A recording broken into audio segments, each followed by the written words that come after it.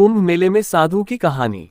कुंभ मेला केवल एक धार्मिक आयोजन नहीं है, बल्कि यह साधु संतों और अखाड़ों की अनोखी दुनिया को करीब से देखने का भी अवसर है।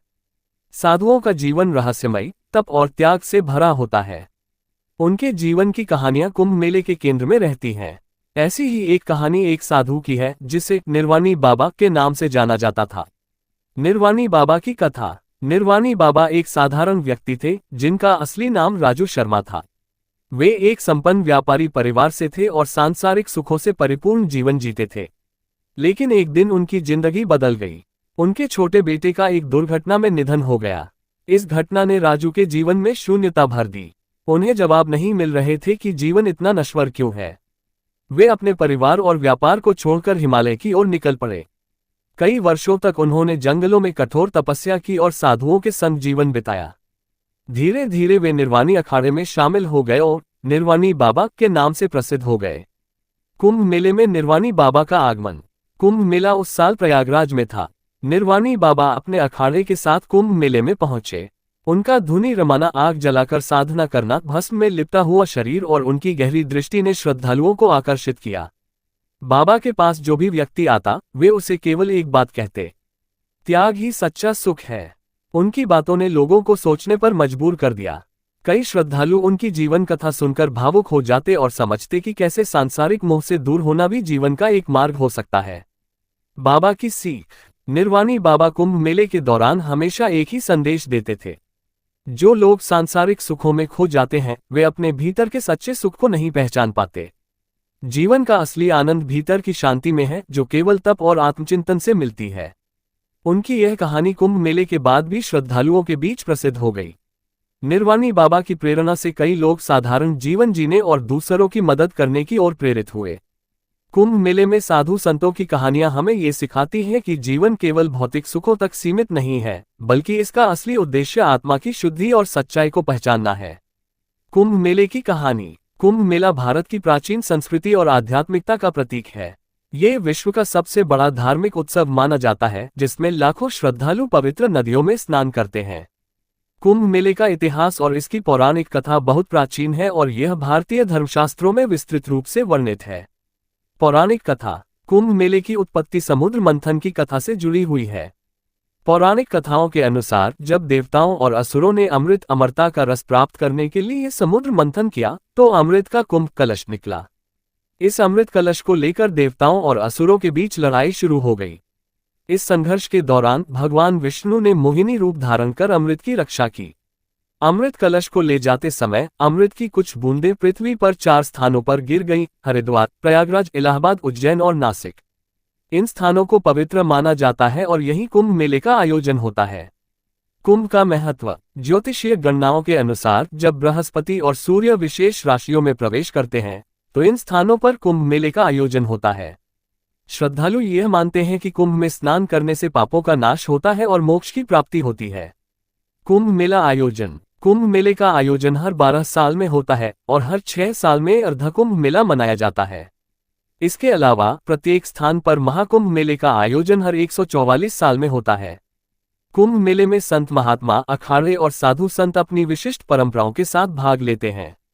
यह आयोजन आध्यात्मिक, सामाजिक और सांस्कृतिक दृष्टि से बेहद महत्वपूर्ण है। कुंभ मेला न केवल श्रद्धा और विश्वास का पर्व है, बल्कि यह भारतीय संस्कृति, परंपराओं और अध्यात्म की झलक प्रस्तुत करता है। कुंभ मेले का महत्व। कुंभ मेला भारतीय संस्कृति, आध्यात्म और धर्म का सबसे बड़ा पर्व है। इसे विश्व का सबसे बड़ा धार्मिक आयोजन माना जाता है।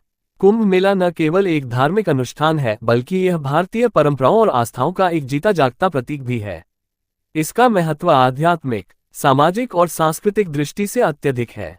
पौराणिक महत्व। कुंभ मेले का संबंध समुद्र मंथन से जुड़ी पौराणिक कथा से है। जब देवताओं और असुरों ने अमृत प्राप्त करने के लिए समुद्र मंथन किया, तो अमृत कलश को लेकर संघर्ष हुआ। इस संघर्ष के दौरान अमृत की बूंदें 4 पवित्र स्थलों हरिद्वार, प्रयागराज, उज्जैन और नासिक पर गिरी। इन्हीं स्थानों पर कुंभ मेले का आयोजन होता है। श्रद्धालु मानते हैं कि कुंभ के दौरान इन स्थलों पर स्नान करने से आत्मा की शुद्धि होती है, पापों का नाश होता है और मोक्ष की प्राप्ति होती है। आध्यात्मिक महत्व। 1. पापों से मुक्ति। कुंभ मेले में पवित्र नदियों में स्नान करना आध्यात्मिक रूप से महत्वपूर्ण माना जाता है। यह माना जाता है कि कुंभ में स्नान करने से पिछले जन्मों के पापों से मुक्ति मिलती है। 2. आत्मा की शुद्धि। कुंभ मेले में संतों और साधुओं का मार्गदर्शन आत्मा को शुद्ध करने का अवसर देता है। 3. मोक्ष की प्राप्ति। कुंभ में स्नान करने से जन्म मृत्यु के चक्र से मुक्ति और मोक्ष प्राप्ति की संभावना बढ़ जाती है। सामाजिक महत्व। 1. संतों और साधुओं का मिलन। कुंभ मेला साधु संतों और अखाड़ों के मिलन का प्रमुख स्थान है। यह विभिन्न साधु समुदायों को जोड़ता है और उनकी परंपराओं को जीवंत रखता है। 2. सामाजिक समरसता। कुंभ मेला जाति, धर्म और वर्ग भेद को मिटाकर सभी को एकजुट करता है। यहाँ हर व्यक्ति समान भाव से पवित्र स्नान करता है और भक्ति में लीन होता है। 3. वैज्ञानिक दृष्टिकोण। कुंभ मेले के दौरान किए गए सामूहिक आयोजन और बड़ी संख्या में लोगों का समन्वय भारत की सामाजिक संरचना और आयोजन क्षमता का प्रतीक है। ज्योतिषीय महत्व। कुंभ मेला ज्योतिषीय गणनाओं के आधार पर आयोजित होता है। जब सूर्य, चंद्रमा और बृहस्पति विशेष राशियों में प्रवेश करते हैं तब कुंभ मेले का आयोजन होता है। इस समय को अत्यंत पवित्र माना जाता है। सांस्कृतिक महत्व। कुंभ मेला भारतीय संस्कृति, परंपराओं और अध्यात्म का जीवंत रूप है। यह न केवल एक धार्मिक आयोजन है बल्कि भारतीय समाज के विविध रंगों को प्रदर्शित करता है। यहाँ देश विदेश से लाखों लोग आते हैं जो भारतीय संस्कृति की व्यापकता और गहराई को दर्शाते हैं। निष्कर्ष। कुंभ मेला केवल एक धार्मिक आयोजन नहीं है बल्कि यह आत्मा की शुद्धि, सामाजिक समरसता और भारतीय संस्कृति का प्रतीक है। यह न केवल धार्मिक आस्थाओं को मजबूत करता है बल्कि दुनिया को शांति, एकता और परोपकार का संदेश भी देता है। कुंभ मेले में क्या करें और क्या न करें। कुंभ मेला एक विशाल धार्मिक और सांस्कृतिक आयोजन है जहां लाखों लोग एक साथ पवित्र स्नान और धार्मिक अनुष्ठानों में भाग लेते हैं। यहाँ कुछ बातें हैं जो कुंभ मेले में जरूर करनी चाहिए और कुछ चीजें जिनसे बचना चाहिए। योजक चिन्ह। योजक चिन्ह। योजक चिन्ह क्या करें। डूज। 1. पवित्र स्नान करें। कुंभ मेले में पवित्र नदियों गंगा, यमुना, क्षिप्रा, गोदावरी में स्नान करना सबसे महत्वपूर्ण होता है। यह आत्मा की शुद्धि और पापों के नाश का प्रतीक है। 2. आध्यात्मिक गतिविधियों में भाग लें। साधु संतों के प्रवचन सुने और धार्मिक अनुष्ठानों में भाग लें।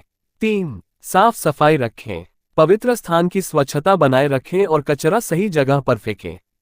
4. सुरक्षित यात्रा की योजना बनाएं। कुंभ मेले में बड़ी भीड़ होती है, इसलिए अपनी यात्रा की योजना पहले से बनाएं।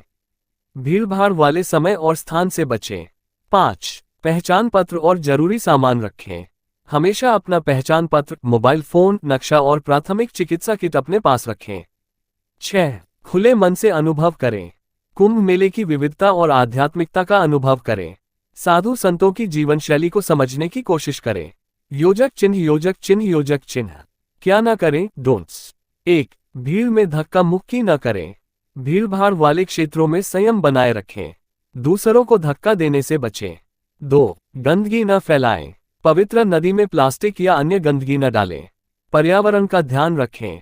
3. धार्मिक मान्यताओं का अपमान न करें। साधु संतों, धार्मिक गतिविधियों या अन्य श्रद्धालुओं का सम्मान करें। किसी की मान्यताओं का मजाक न बनाएं। 4. कीमती सामान न लाएं। सोना, चांदी, गहने या अन्य कीमती सामान लाने से बचें। चोरी होने का खतरा रहता है। 5. भीड़ में बच्चों को अकेला न छोड़ें।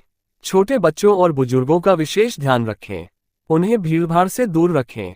6. अवैध गतिविधियों में शामिल न हो। किसी भी प्रकार की अनुचित गतिविधियों जैसे मादक पदार्थों का सेवन या व्यापार में शामिल न हो।